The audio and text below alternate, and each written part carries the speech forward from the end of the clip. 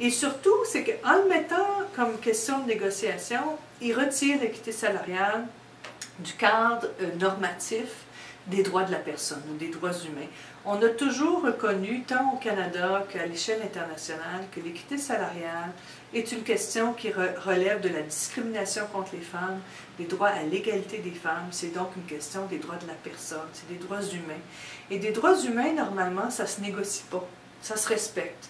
Alors, on est en train de changer la dynamique et on va dire finalement, l'équité salariale, on va le négocier parmi tant d'autres choses. On va s'entendre que cette année, ce n'est pas une priorité. On va s'entendre que peut-être dans 3 ans, on va commencer à redresser l'équité salariale. Bref, on est en train de reconnaître que l'équité salariale n'est pas un droit auquel on a droit tout de suite, mais est un enjeu dans la négociation qui va être ou pas traité dans l'immédiat ou à plus long terme. Et dans cette foulée-là, ce que la nouvelle loi fait, c'est qu'elle interdit de porter plainte quand il y a violation pour équité salariale à la Commission canadienne des droits. Je sais que tantôt j'ai dit que le système marchait mal, mais au moins on a un recours à une commission quand il y a une violation des droits d'équité salariale. Alors maintenant, on ne pourra plus porter plainte, on va devoir s'adresser au... bon, j'ai l'expression en anglais, je le dis toujours en anglais, là, au Labour Relations Board, à la Commission des relations de travail fédérale. Ce qui est pervers ici, c'est que la loi dit que le syndicat n'a pas le droit de conseiller, d'informer ou d'encourager une de ses membres à porter plainte s'il y a violation d'équité salariale. Et si le syndicat fait ça, il est passible d'une amende de 50 000 $. C'est complètement... incroyable qu'on adopte une mesure comme ça, parce que ça fait partie de la job d'un syndicat que de conseiller ses membres, que de les représenter et les aider dans des démarches. Alors on est en train de scinder, de divorcer le syndicat de ses membres lorsqu'il s'agit de défendre les droits à l'équité salariale. Alors ça fait un petit peu le tour, si vous voulez, les trois problèmes majeurs avec cette loi-là. Mais en plus, bon, cette loi-là ne fait rien pour régler les délais et les problèmes qui sont vécus avec les autres travailleuses sous juridiction fédérale, les travailleuses des banques, par exemple, les travailleuses à Air Canada, les travailleuses dans les chemins de fer, toutes les corporations de la couronne ne sont pas visées par cette loi-là. Alors elles sont toujours aux prises avec un système qui marche mal, d'une part. Puis d'autre part, c'est surtout qu'on considère que cette loi-là est une loi qui non seulement ne va pas nous aider à avancer en termes de réalisation d'équité salariale, mais qui va nous faire reculer. Et en ce sens-là, on a commencé à contester, à prendre des mesures pour se battre contre le projet de loi-là. Comme vous avez sans doute vu tout au courant de l'hiver, on a pris des positions publiques, on a fait des conférences de presse, on s'est mobilisé, tous les membres de l'Alliance ont fait un lobby auprès de tous les députés à travers le Canada, particulièrement les députés libéraux, parce que c'est eux qui tenaient la clé dans le vote pour appuyer le projet de loi ou pas. On a essayé de faire sortir cet aspect de cette loi du gros projet de loi Omnibus, on n'a pas réussi. Ignatieff n'a pas voulu. Alors là, la loi est adoptée, c'est une réalité. Alors ce qu'on fait à ce stade-ci, on a avisé la Commission de la condition de la femme de l'ONU qu'on allait porter une plainte. On a fait ça au mois de mars quand on était aux réunions à New York pour les réunions annuelles de la Commission. On a écrit une longue lettre qui a été endossée par 40 groupes de femmes, 40 syndicats, groupes de défense des droits de la personne. On va formaliser la plainte là, dans les semaines qui viennent pour la déposer sans doute au mois d'août. Alors, on interpelle l'ONU sur cette question-là. Mais on a aussi, au niveau ontarien, au niveau domestique ici, interpellé la Cour supérieure de l'Ontario.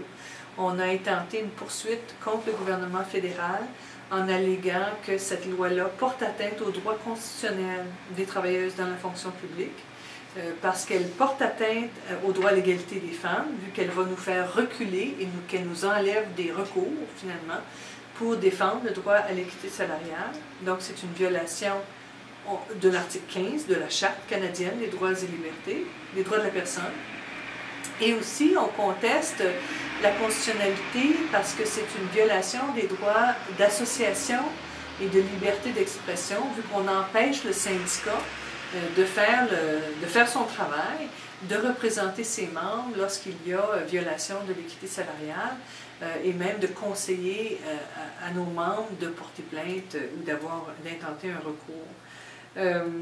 C'est certain que cette mesure-là aussi porte atteinte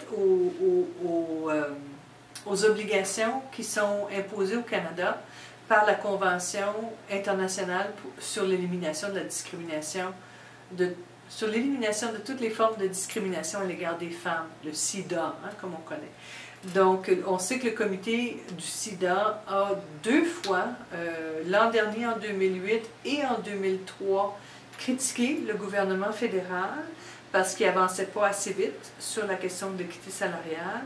Donc, on va sûrement, dans le rapport alternatif qui va être soumis dans la prochaine ronde, à tous les 4 ans, le fédéral fait rapport à ce comité-là et les groupes de femmes s'organisent pour faire un rapport alternatif. C'est FAFIA, ou la FAI, l'Alliance féministe pour l'action internationale, qui prend le leadership là, sur ce dossier-là, produit un rapport alternatif. Alors, on va sûrement faire rapport au comité des femmes de l'ONU sur ce manque de respect de ces recommandations et de la Convention des femmes. Et il est possible aussi qu'on porte plainte à l'Organisation internationale du travail, l'OIT. Donc, il y a toute une batterie là, de recours juridiques qui sont en train d'être intentés ou qui sont en voie d'être intentés. Et aussi, bon, la bataille politique. Alors, on continue le lobby. À l'Alliance, on est en train de développer du matériel d'éducation populaire et de mobilisation qui, j'espère, va être prêt là, à la fin du mois de juin, qu'on va pouvoir distribuer dans nos réseaux. Alors, ça me ferait plaisir de vous en faire part une fois que c'est prêt. Et on travaille en partenariat avec le Congrès du travail du Canada et avec les groupes de femmes. Alors, vous savez que la coalition ad hoc des femmes pour l'égalité, qui a été créée à l'automne 2006 en réaction aux coupures dans le financement de la défense des droits des femmes, continue à vivre malgré le fait qu'on n'a pas de budget. On continue à avoir des réunions, à fonctionner, et l'équité salariale est certainement une de nos priorités. Ce matin, par exemple, je rencontrais avec la coordonnatrice de la coalition le Bloc québécois pour les encourager à continuer à se battre contre ce projet de loi-là et pour les encourager à essayer de trouver une façon de forcer le Canada à rendre compte de ce qu'il fait ou ne fait pas pour respecter les conventions internationales par rapport aux femmes. Donc, on est en lien, en collaboration avec nos partenaires dans le mouvement syndical et dans les groupes de femmes sur ça. Et on est en train d'envisager avec la coalition ad hoc de faire un rapport sur le respect ou le manque de respect par le Canada des engagements qu'il a pris dans la plateforme d'action de Beijing en 1995. Ça va faire 15 ans. 95, tout ça? Oui, 95. Ça fait le 15e anniversaire de la plateforme d'action de Beijing. Et plusieurs groupes partout au monde, on a décidé d'essayer de faire des rapports d'évaluation sur comment nos gouvernements ont respecté les obligations qui sont inscrites dans la plateforme d'action de Beijing. Donc, c'est certainement quelque chose qu'on va développer au courant des prochains mois. Et on va sûrement parler d'équité salariale, la coupure au financement des garderies, l'inaction par rapport à la violence contre les femmes autochtones et la violence faite aux femmes en général, et d'autres questions. Alors, ça fait un peu le tour de mon résumé rapide de la loi et de notre réaction face à ça. Alors, je serai disponible pour répondre à vos questions. Ça me fait un peu drôle, mais voilà, je ne vous entends pas, mais peut-être que vous allez texter des questions. Ou des commentaires, si vous en avez.